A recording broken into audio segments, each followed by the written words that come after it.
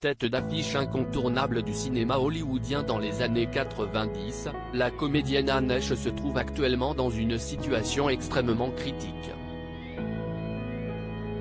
Alors qu'elle était au volant de sa Mini Cooper il y a quelques jours, l'actrice a été victime d'un terrible accident de la route lorsqu'elle s'est écrasée contre le garage d'un complexe d'appartements.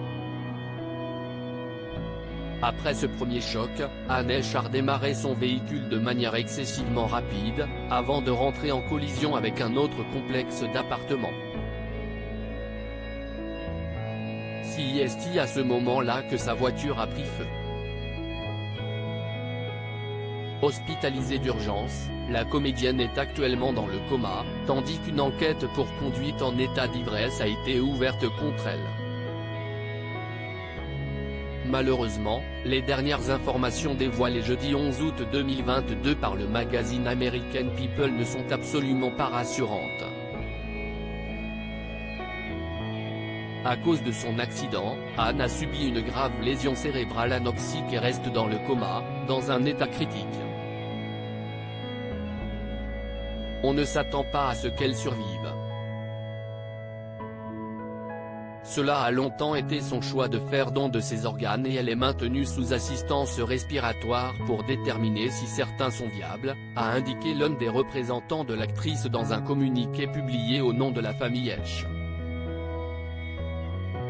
Anne Heche victime d'une blessure pulmonaire nécessitant une ventilation mécanique. Nous voulons remercier tout le monde pour leurs bons vœux et leurs prières pour le rétablissement d'Anne et remercier le personnel dévoué et les merveilleuses infirmières qui ont pris soin d'Anne au Grossman Burn Center de l'hôpital Westfield.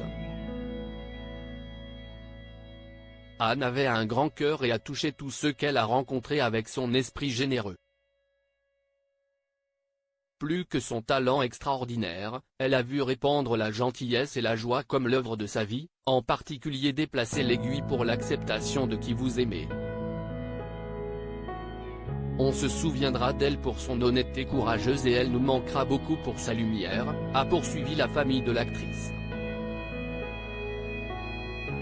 Pour rappel, Anne Heche souffre d'une blessure pulmonaire importante, nécessitant une ventilation mécanique, et de brûlures.